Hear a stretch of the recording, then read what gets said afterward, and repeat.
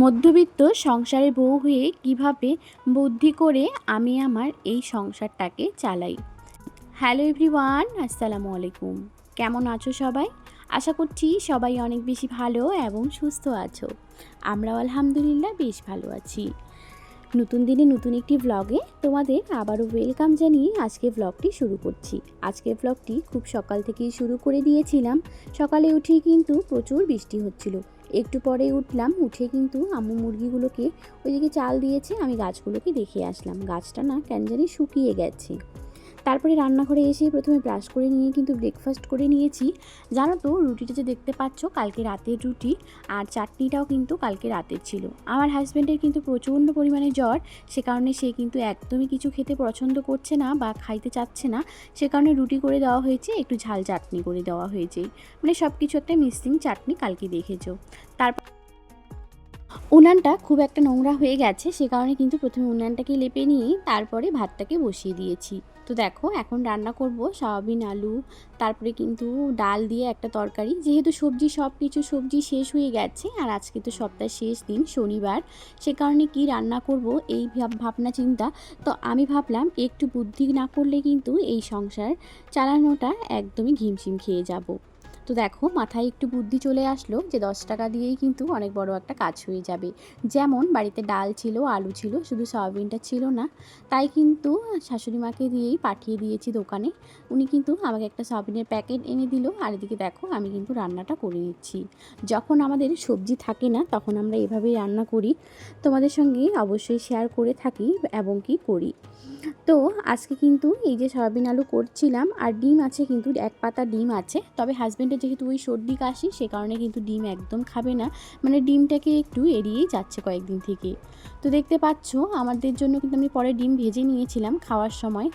তো এদিকে কিন্তু এখন একটা শাক পাতা রান্না করছি, আর এখানেও আছে কিন্তু কয়েক ধরনের শাক পাতা। বলতে গেলে রাঙ্গা আলুর পাতা, চাল কুমড়োর পাতা, তারপরে উশনি শাক, আবারও আছে দুই একটা শাক যেগুলো এখন আমার মনে পড়ছে না।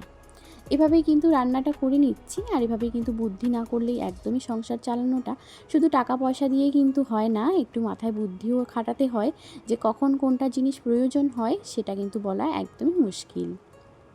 দেখতে পাচ্ছ এখানে কিন্তু আমি দিয়েছি একটু অর্ধেকটা, আর কি অর্ধেকটা পেঁয়াজ, তারপরে একটা রসুন আর 3-4টার মতো কাঁচা লঙ্কা, ওভাবেই দিয়ে কিন্তু রান্নাটা করে নিচ্ছি। আর সামান্য একটু নুন, বেশি দেবো না, কারণ নুনটা না সবসময় বেশি হয়ে যায়। আর আজকে জানো তো আলুটাকে একদম স্কিপ করেছি, কারণ শাশুড়িমা বললো যে আলু না দিলেও চলবে।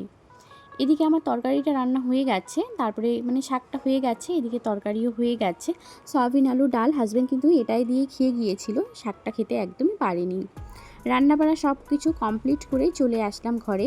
এসে দেখো ঘরের অবস্থা কি হয়ে আছে। আমার ছেলে দেখো, সে তো এরকম ক্রোশটাই মানে রোজ দিনেই করে, সেটা তোমাদের সঙ্গে শেয়ার করেই থাকি।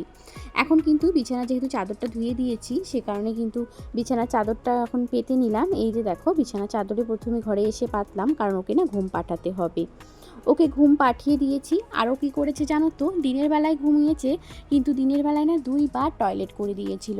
একবার আমি পেন্টু গেঞ্জি চেঞ্জ করে দিয়েছি, একটু পরে এসে দেখি আবার টয়লেট করেছে। কি রাগটাই না উঠছে বলো। আর এদিকে যে সকালবেলা কাপড়গুলো ধুয়ে দিয়েছিলাম, সেই কাপড়গুলো বেশ একটা ভালোভাবে শুকিয়ে গেছে। আমার কাপড়গুলো আমি এখন নিয়ে যাব, আর যা একটু লেট করে ধুয়ে দিয়েছে তার জন্য তার কাপড়গুলো শুকায়নি, তো এখন কিন্তু ওর কাপড়গুলো নিয়ে আসেনি। আমার এই ছোট্ট ভিডিওটা তোমরা কে কে আমার সাথে আছো ছোট্ট ভিডিওটার সাথে, আর কি অবশ্যই একটা লাইক করে দিও, একটা মিষ্টি কমেন্ট রেখে যেও। তাহলে কিন্তু কি হবে বলো তো, তোমাদের পরিবারে যাওয়ার আমার সুবিধা হবে, এবং কি তোমাদের কমেন্ট পেলে আমার অনেক ভালো লাগে। আমি কিন্তু ভিডিও করতে একটা সুন্দরভাবে মোটিভেট হই। সে কারণে বলছি, প্লিজ বন্ধুরা ভিডিওটি কন্টিনিউ করছো যারা এখন পর্যন্ত, আর কি তারা প্লিজ একটা লাইক করে দাও। আর যারা লাইক করে দিয়েছো তাদেরকে অনেক ধন্যবাদ। এভাবে আমাকে সাপোর্ট করার জন্য আমার পাশে থেকো। তোমাদের পাশে থাকা, সাপোর্ট এবং ভালোবাসা ছাড়া কিছুই হবে না।